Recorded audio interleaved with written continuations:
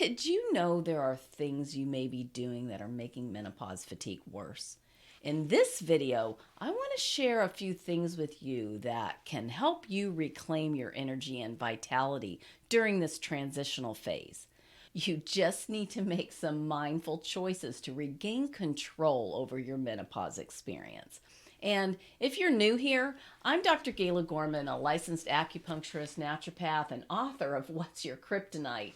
And on this channel, I'm here to help you reverse the effects of chronic stress so that you can cruise through menopause symptom free, so that you can put an end to chronic fatigue, even if menopause is causing it.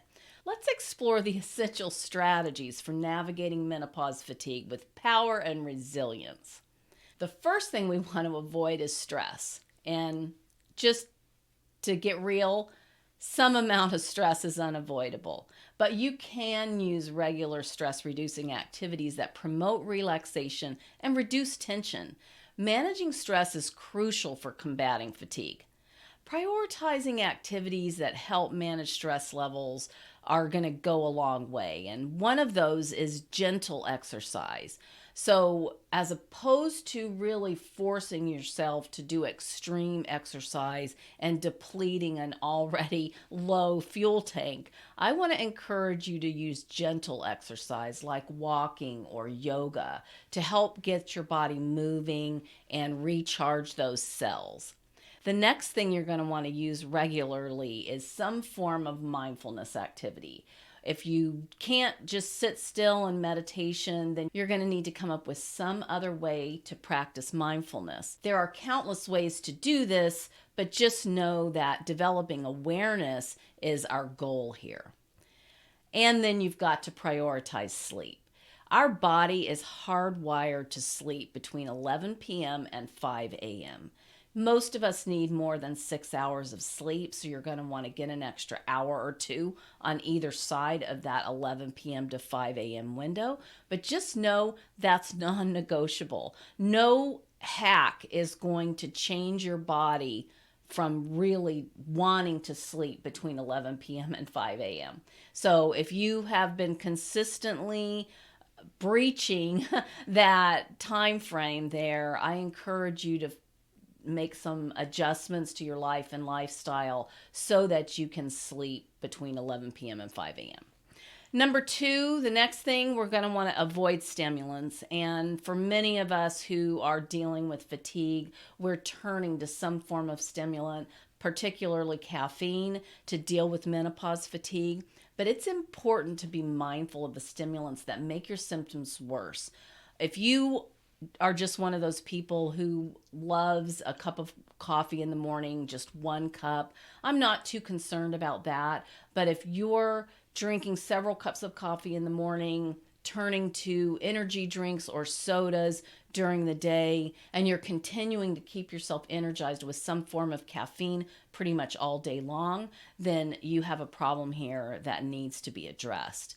You're going to need to use that awareness I encouraged you to develop a couple of minutes ago. You're going to need to recognize when caffeine is making symptoms worse. One of the ways you know that is that you'll get the jitters, you might even get headaches. Sometimes caffeine will cause a headache, but then if you try to wean yourself off of caffeine, you'll get wicked withdrawal headaches. So best to just not get it started and to use some of these avoidance techniques that I've talked about. Another thing you want to keep in mind is that there are other food substances that are also making your menopause symptoms worse. And one of those is high sugar processed foods. So avoiding processed foods, especially those with high sugar content, is going to help as well.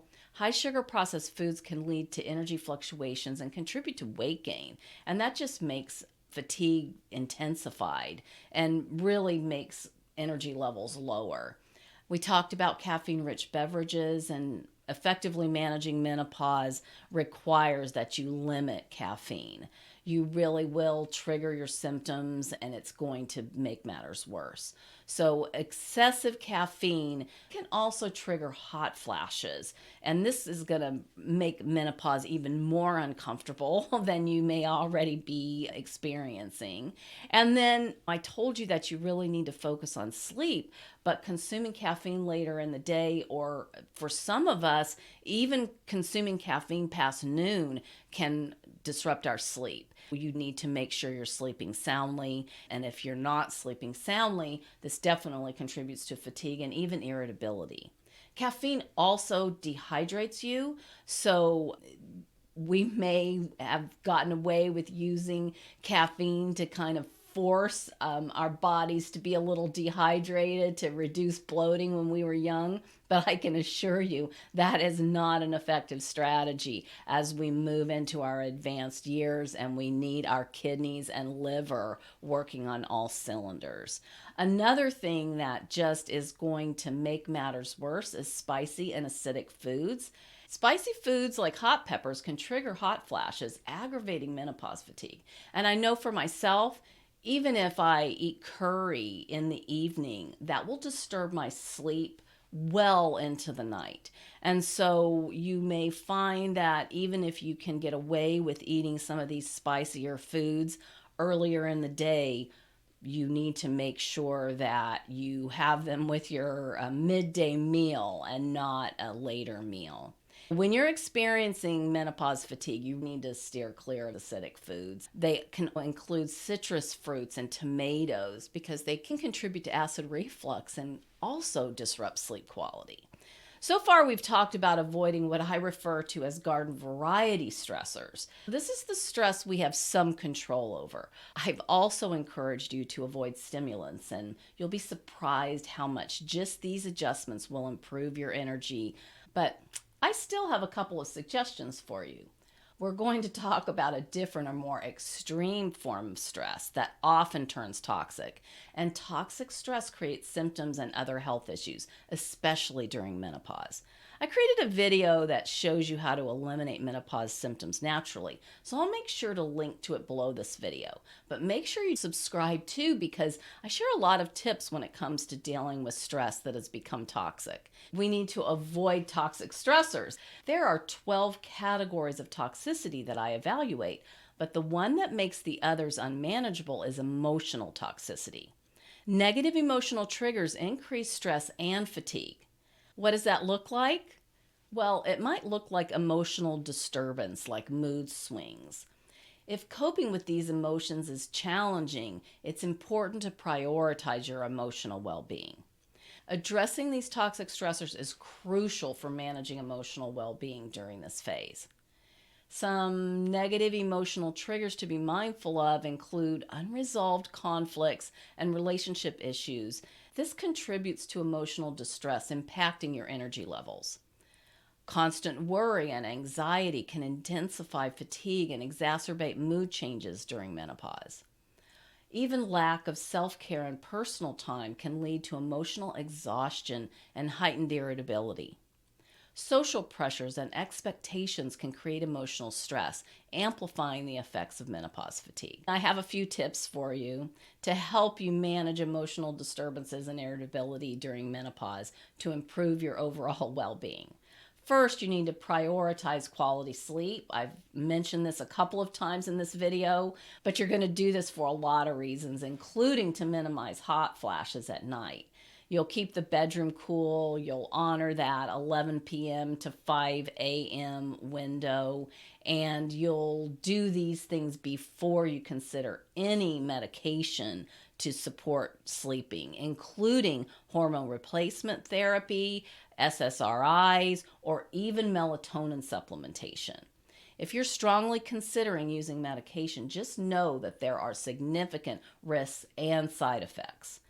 If you'll get regular exercise, engaging in physical activity will help you reduce the stress and improve your mood and also promote better sleep patterns.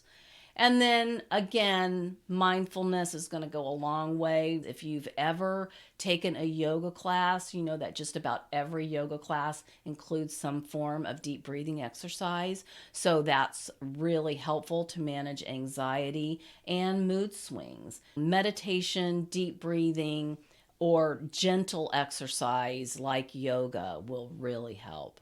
And then lastly, if you're really struggling with what you believe is emotional stress, just know that this is making menopause worse for you, and you may need to find some professional help in the form of counseling to help you address the emotional disturbances and come up with a new perspective. Sometimes just a couple of little shifts can really help you create coping strategies for navigating menopausal mood swings and irritability.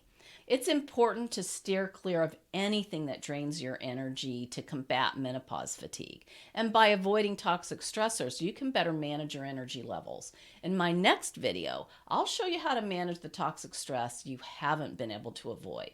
It's sabotaging your efforts. You can eliminate menopause symptoms like the chronic fatigue I covered in this video naturally without medication, crazy diets, intense exercise, or any other unsustainable lifestyle hack.